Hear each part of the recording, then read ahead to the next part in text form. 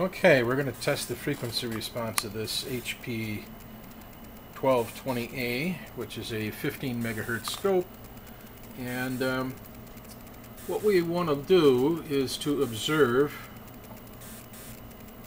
at our low frequencies. We see that our scope right now is 40 millivolts peak to peak, well, 40 peak, 80 millivolts peak to peak.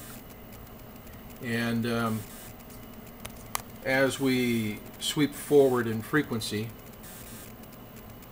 we're going to look for that peak to drop to about 28 millivolts. That'll be the 3 dB point. Right about there is 28 millivolts. Now we're not real certain what frequency it is. According to my generator, we're somewhere up around 14, but we're going to test it. We'll connect the frequency meter.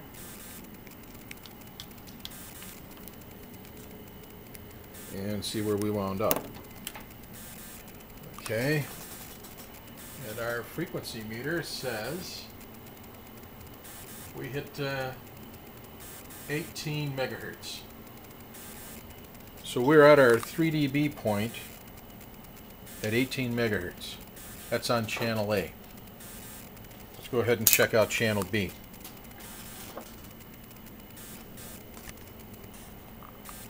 Okay, we've now connected up channel B, and we have the B switch pushed in here. We're on the same 10 millivolts per division. We're running at roughly 4 megahertz, something like that. And we see our signal is running 40 millivolts peak or 80 millivolts peak to peak. We're going again to increase our frequency until we see the voltage dip down to about 0.28 millivolts or 28 millivolts. There's 30, and that would be about 28. And still see our signal there. And we are reading again 18 megahertz, actually about 18.25. So in both cases, our 3 dB down point is higher than our rated scope frequency, which is it's rated at 15 megahertz, and we're getting a little over 18. So we're in good shape as far as frequency response goes on this 15 megahertz scope. Thanks. So what we have is a controlled voltage that's 3 volts from peak to peak. Both channels are displaying, if I was to display the grounds, there's our ground level for A and for B. And for A, we see we're 1.5 volts up, 1.5 volts down, so 3 volts peak to peak. And the same thing for channel B, we're 1.5 up, 1.5 down, 3 volts peak to peak. We're on the 1 millisecond per division setting right now, and my calibrator is putting out a 10 millisecond cycle signal. So with 1 millisecond per division, 10 divisions, that's 10 millisecond cycle. So our time base is accurate according to our calibrator. And then what we're going to do now is we're going to change our frequency. There we go. We are now at 0.5 milliseconds per division, which puts us at 5 millisecond sweep rate, and we are tracking. 0.2 milliseconds per division, and again we are tracking. And then 1 millisecond per division. There we are. 50 microseconds per division. There it is.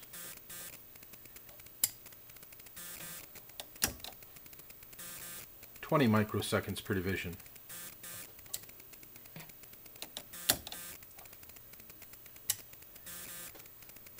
10 10 microseconds per division, 5 microseconds per division. Our calibrator is starting to hit its extreme, but we're still tracking.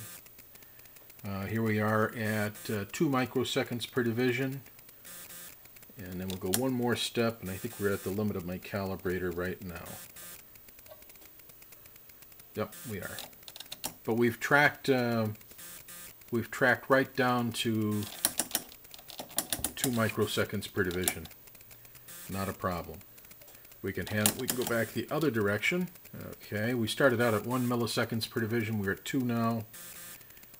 And then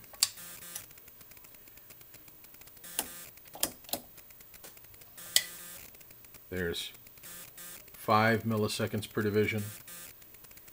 And that is the limit of my calibrator unless we permit more cycles. We're at 10 milliseconds per division, 20 milliseconds per division. We have 4 cycles in that time period, and 50 would give us 10, but starting to get impossible to see. So okay, point to our test is to have shown you that our time base is accurate over 75% of its scales using our calibrator, and that we are displaying properly in vertical as well as in the time base mode. We have a number of dials. We have our time base dial from 0.1 microseconds to 0.5 seconds. We have voltage from 10 millivolts per division to 10 volts per division. Push button selectors for the inputs AC, DC, and ground. We have vertical display A, B, or both. Internal, external line. TV, polarity, X, Y, sweep, probe compensation, focus, intensity. We have more intensity than we need. It's full. And then our on-off switch. It's a fine scope. Seems to be in good condition. Good luck on your bidding. Bye. Okay, here we're looking at the interior of this hp1220. Looking at some seriously fine work. Little things that wouldn't normally notice, but here we have some heat shields that help stabilize the thermal temperature of some of the transistors. The boards are a nice looking glass base instead of just cheap phenolic. Resistors are all 1%. They're high tolerance. Capacitors, nice wiring practice. It's a beautiful unit. Just want to give you a look. You know, I always keep forgetting about the manual. We have a fine manual that goes along with this for the scope.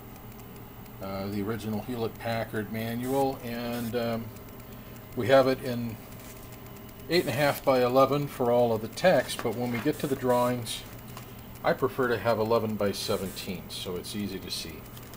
So all of our drawings are in the 11 by 17 mode.